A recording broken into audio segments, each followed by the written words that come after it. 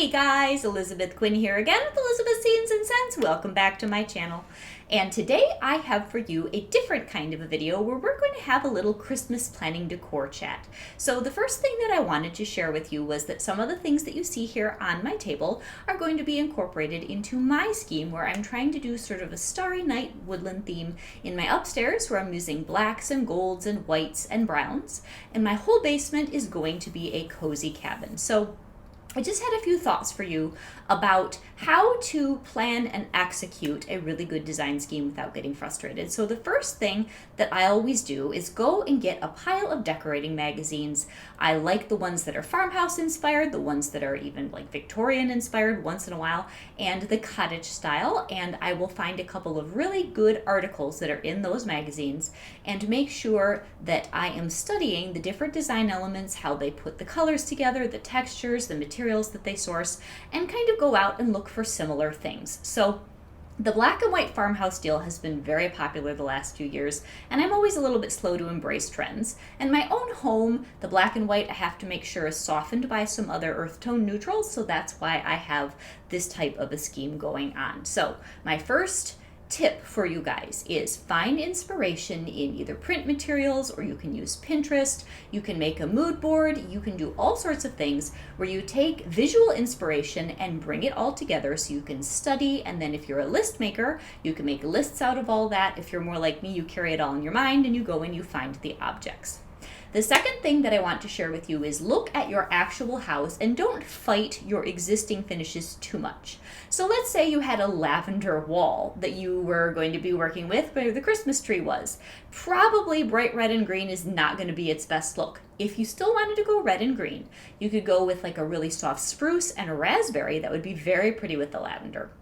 But in general, maybe more like a white and silver theme, or all pastels with sort of icy neutrals. That would probably be better with your lavender wall. So try to figure out also the style and personality of your home. If I were to go too formal or too cutesy, it really wouldn't fit the style of my home, but I really enjoy woodland, I really enjoy rustic, and I like a little bit of glam too. So like these are some of my favorites. Oops. I'm going to dump something here, I think. I have a few extra items here to show you from my own collection. And I lost a reindeer down here.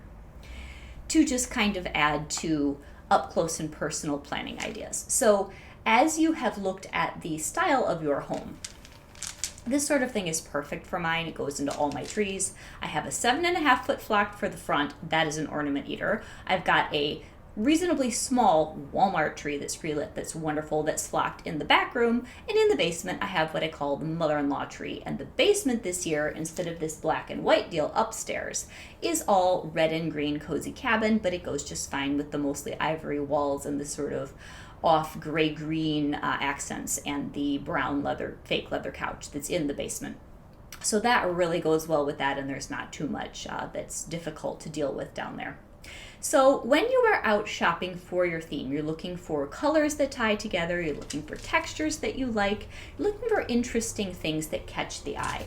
But the backbone of any good Christmas design is going to be your greenery. I always get the very nicest greenery that I can afford, and I usually buy at least 5 of whatever pick inspires me that year. So this was one of the ones that I got last year from a boutique type place in town that I go to every single season.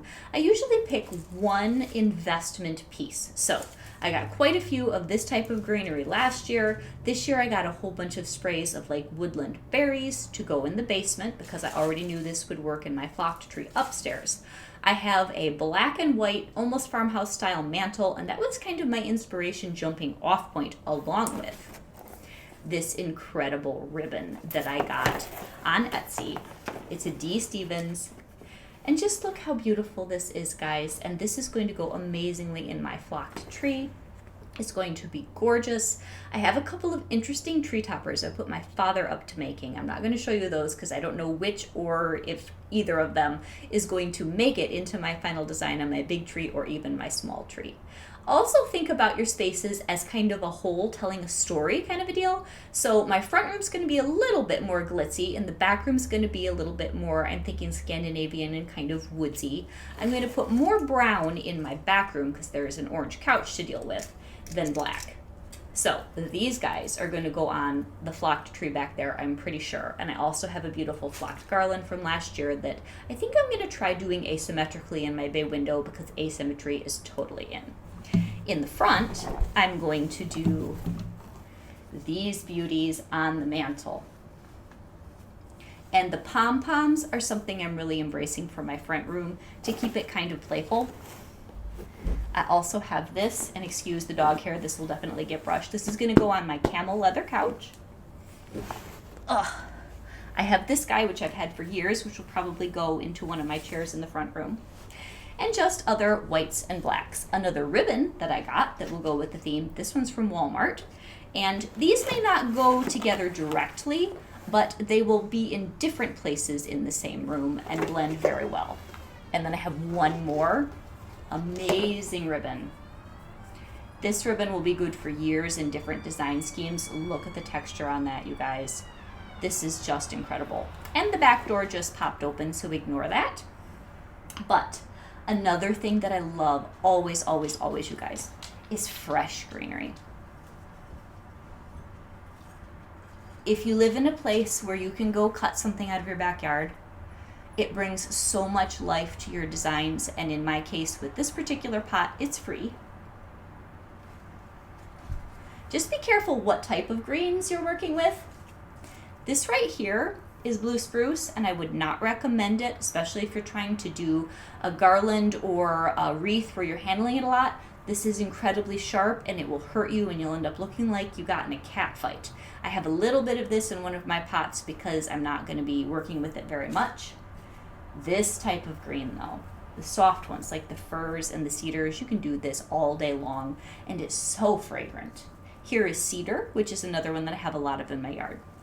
Now, there are other types of decorating greens that I absolutely love that I just don't have, so I need to go and buy those. Incense cedar, white pine, boxwood, magnolia leaves, and if y'all live in the South and you can just go and pick them off your trees, I am so, so grateful that you can do that. I wish that I could. So, you've got your greenery, real and fake. Invest in good ribbons, invest in really good fake greens. Like, that is a big deal.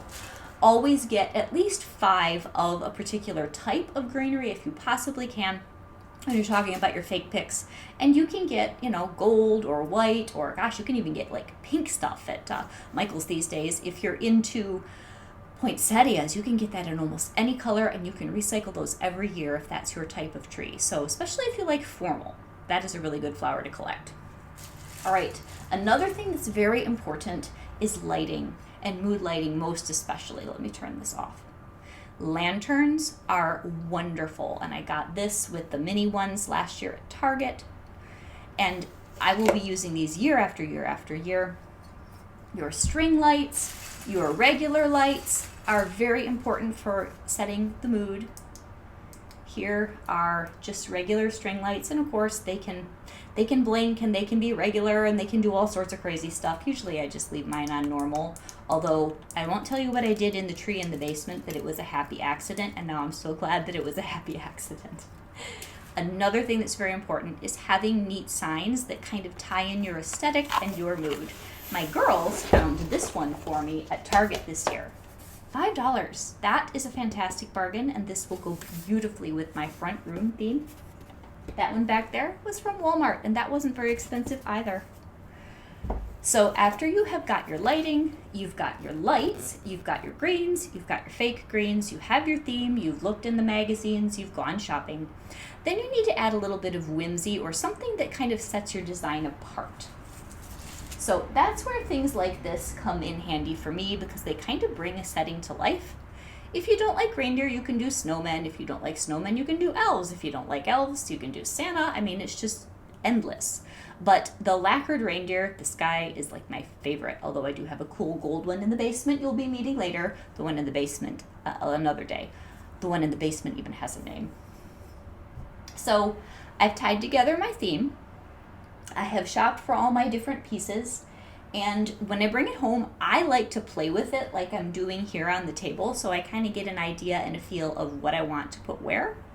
And then when you are all done with your shopping, you can assign things to a particular room. I never do that because I just really like to fly by the seat of my pants, put it all out, and then decorate to my little heart's content. But if you are a planner, you can kind of assign and assess what you want in what place, make your lists, make sure that you are feeling confident about your choices.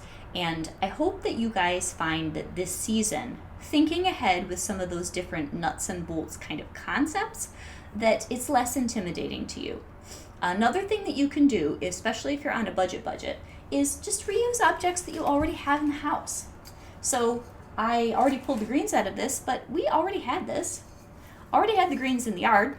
This is virtually free, and it would look nicer than this when I actually arrange it to put out, but you don't have to go and even get fake trees. If you have something like that already laying around, you can make your own beautiful little trees, or you can have very inexpensive investments. This was a couple dollars at the Spot Stop at Target, and it looks beautiful. So those are my thoughts on Christmas inspiration. When you're coming up with a theme, also, just embrace who you are. If you are really like a happy, bright colored person, do your house that way within reason so it doesn't like fight the room. If you're more of a earthy, woodsy person like me, don't be ashamed to do this kind of a thing. You don't have to be perfectly traditionally red and green unless that's really you. So this is Elizabeth with Elizabeth's Scenes and Scents. I hope that this little decor chat was helpful. I would love to know what you guys are planning this year. And if you have any questions that need more detail, please feel free to leave me a comment. We will be doing other videos, one on making a wreath with real greens, and then one on decorating my small flock tree in the back in the next 2 or 3 weeks. Have a blessed day. Bye-bye.